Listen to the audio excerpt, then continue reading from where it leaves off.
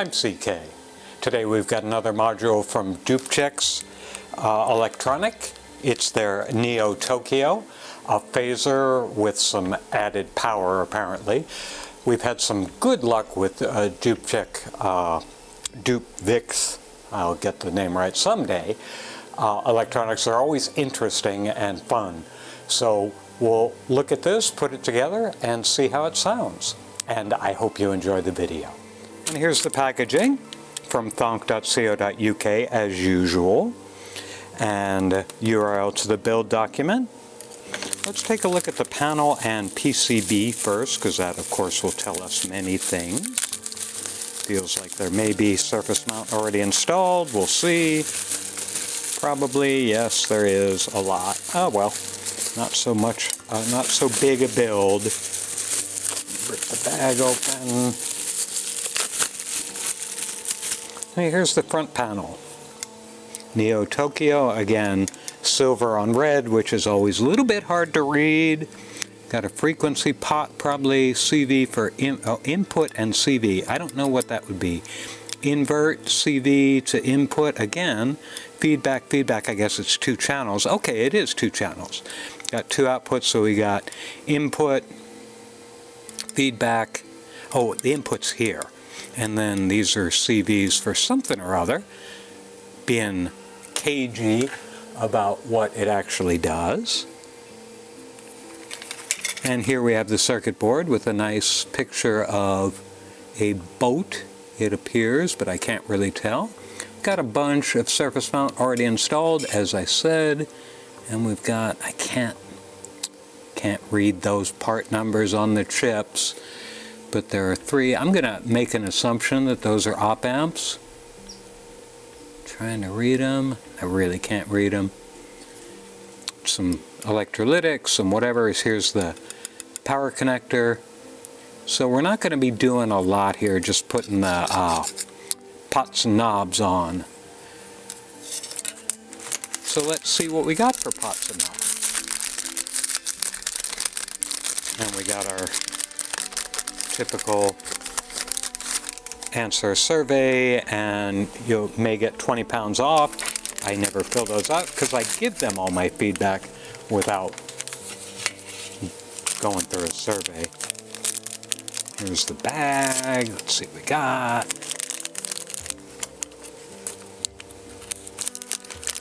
And again, you'll notice the bags are all paper, which I appreciate, because I can just recycle those really easily. And there is an LED in here that I would have missed had I not been paying close attention, so pay close attention. And where is my LED buddy? Here it is. Let's take a look at the LED first and see what we got. I think I need to put new batteries in my LED buddy. I don't know if you can even read the screen anymore. So we'll put the LED on, and it is red. Let's see if it's reversed to color also. It's white and red. So that may be showing us which way we're inverted or not. 2.3 volts. And then the white is 3.3 volts. Interesting. Hardware. Pots and knobs.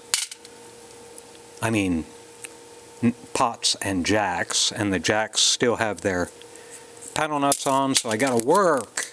Wham! And in here, in this little bag, we've got some knobs to put on the potentiometers. We'll see if they're okay or so-so, and they're okay. No set screws, no indexing, but that'll be just fine. And here's the power connector. Again, we've got 100K, 100K, 1 meg, 100K, and 1 meg for the potentiometers. Let's see if they're marked on the board. Nah, so I do have to pull up the build guide, even though there are so few parts to put on, simply to know where the 1 megs go versus the... Actually, I may be able... No, I still can't tell, because this is a double bank. The frequency, you'll see it's like a stereo or double bank. potentiometer has 6 legs stacked. It'll go up here, so we know that one goes up there. And this was March 2024, which is relatively recent. It's November of 2024 right now. Sixten was here, it says. I wonder who Sixten is, or what Sixten is. So that's it. It looks like it'll be a pretty quick build, but I'm anticipating it sounding pretty good, so a quick build is a-okay. I'll get the soldering iron heated up, and we'll put this fella together. Pulled up the build guide, and as you can imagine, it's pretty simple. It's just got a list. It doesn't have any pictures. It does have a description of the laser phaser aspect of this guy, which is what Djupviks is trying to achieve. So we'll put all the stuff on it. He recommends, let me get some solder. He recommends we do the power header first, so we'll do that just cause. A good reason for that is, of course, when we put the other components on it, we're going to be putting the panel on to make sure they're all aligned, and then if we don't have the power header on, we won't be able to solder it. So let me get my solder up from under there. Get one lead done, one pin done. Take a look at it. Looks pretty flat, but I'm gonna put it down anyway. Heat that bead up again. There we go, it's settled a little bit. Now I'll solder all those. That's the power header on. So next, we'll just go through and put all the components on. And he actually says put the sockets on now, but I'm not gonna, because what happens if you put the sockets on now and then you clip these potentiometers on, oh gosh, look how snaggly those pins got. These little support legs and the little bend will cause the board to jounce, and when it bounces, the sockets usually come out, so I put the sockets on last. First we're going to put the 6-pin on, because that's an easy one to know where it goes. And then we've got RV2 and 4, which are the 100Ks. So that will be RV4 is right here. Yes, I am doing it backwards. And now we'll do RV2 with the other 100K. And the feedback ones will take the 1 meg to get the laser phasing that he's talking about. Then RV3 and 4 are the 1 meg, and these are linear. These are A taper, I think. Just double, oh, they're B taper, huh. Click those in their little spots. They're all down. Now I'll put the switch in, and that just kind of flops around in there. Now we'll set the jacks in place. And now we'll drop the LED through. And now we'll set the front panel on it. Does this switch have a middle position? No, it does not.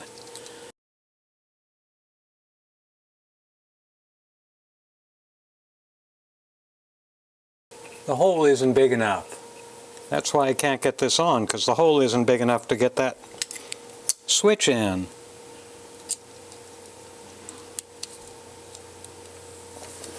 So that means I have to get my little rat tail file out and file this out over my garbage can.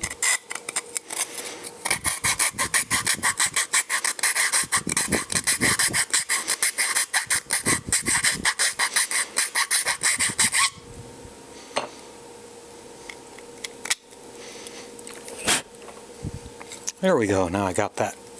Didn't take much to get it on. Just a little opening up of that hole. Now the front panel should go on just fine.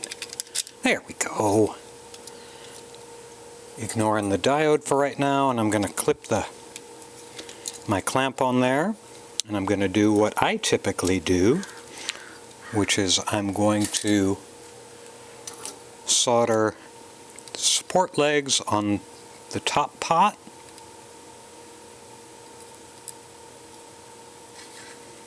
and one jack down at this corner.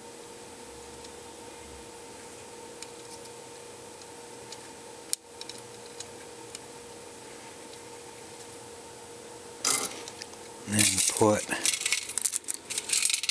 panel nut on. Where is my... I don't see a panel nut for the potentiometer.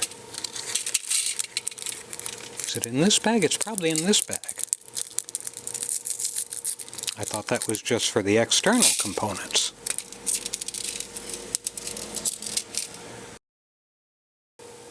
And put the nut on the jack I put on. Snug that down. Now I can get rid of the clamp. Everything stays in place. The switch is a little loose, but when we set it upside down like that, it just goes flat because the switch handle is up. Now I'm going to solder all these components. The important thing is there are many surface mount components close to some of these solder points, so you want to be careful you don't brush your soldering iron against the surface mount components, or you might dislodge them or overheat them.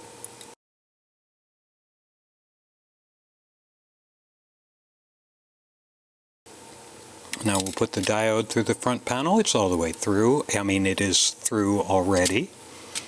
Let me trim those two leads. Now, since this background makes it hard to see the components sometimes, the legs, because it's so busy, so I'm going to go through and make sure I've gotten all the solder points soldered. I don't have that. I didn't get that ground pin. I don't know why. Okay, now we will put all panel nuts on.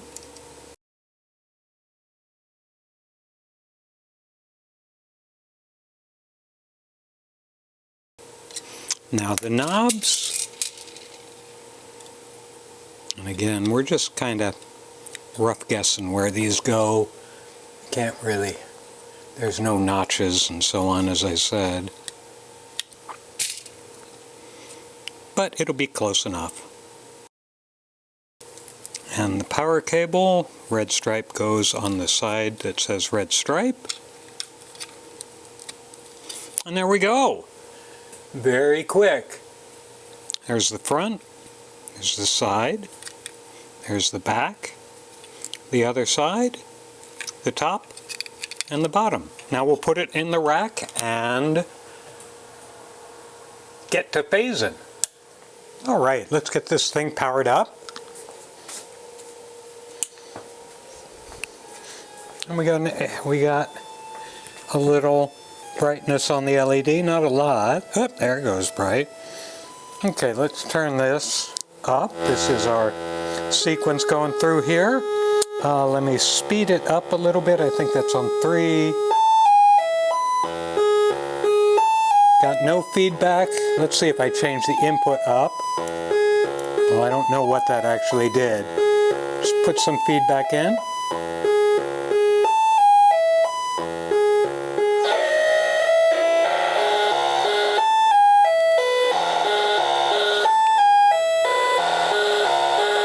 Select the frequency band that I want to do.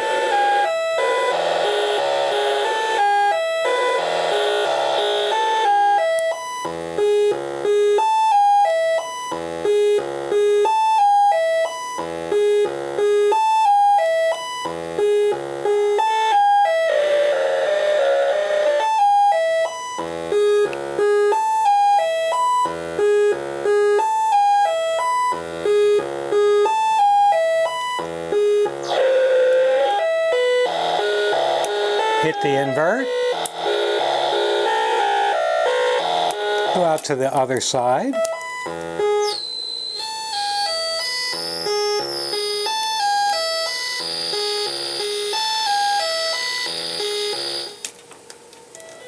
Back over here.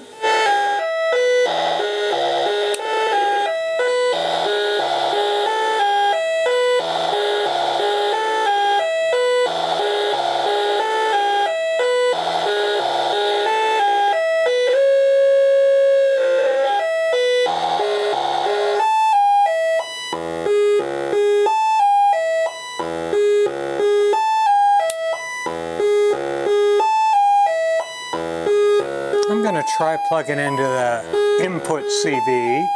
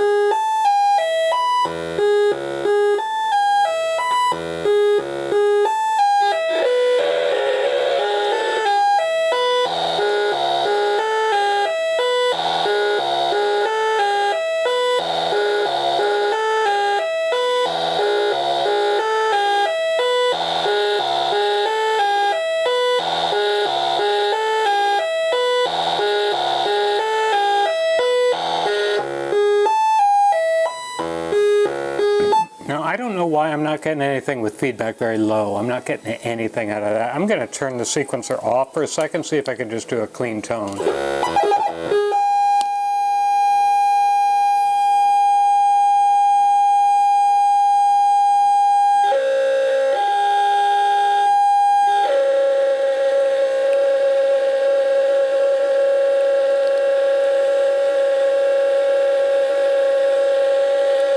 I'm going to plug it in again.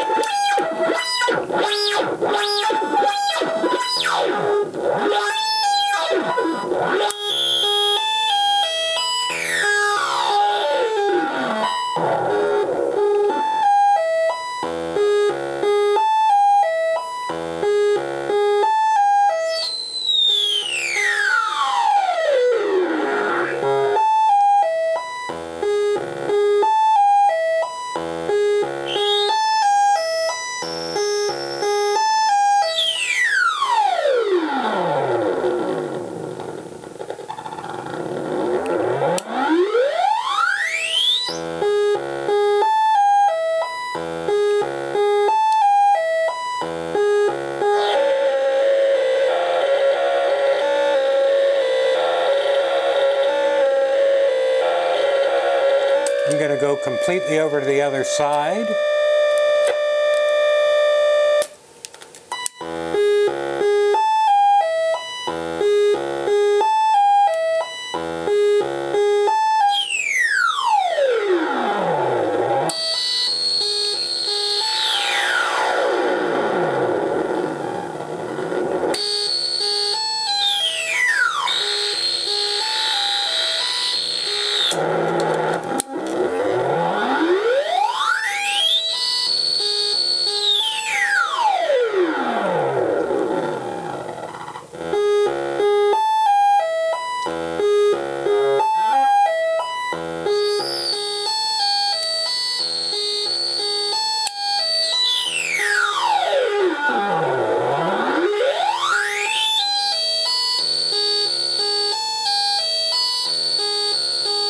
So that's what it seems to do. Again, I'm a little surprised that I'm only getting phasing at the very highest settings on the feedback knob. I'm going to take another look at it. Maybe he has a video showing what his sounds like.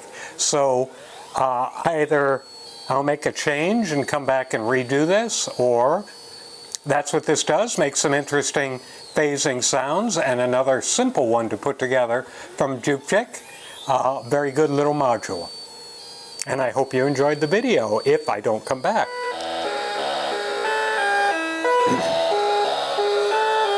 So I went through the I went through the video on his page, and this is the way it works. You really got to go way high to get some interesting feedback coming through. But it's a fine unit. Let me put the CV back in. Where is my...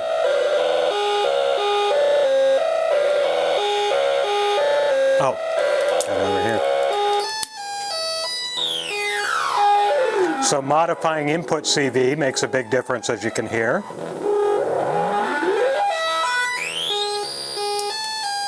And that means it's packed. The buffer is full.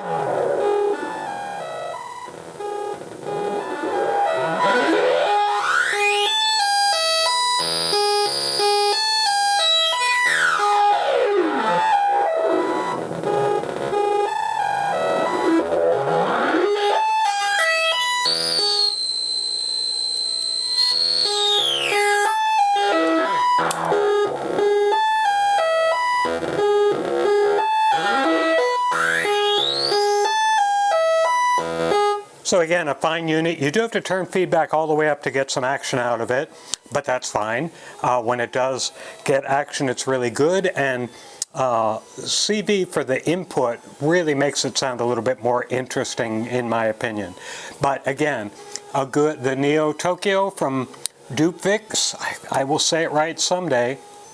Again, very quick and simple build, and a nice little phaser. And I hope you enjoyed the video.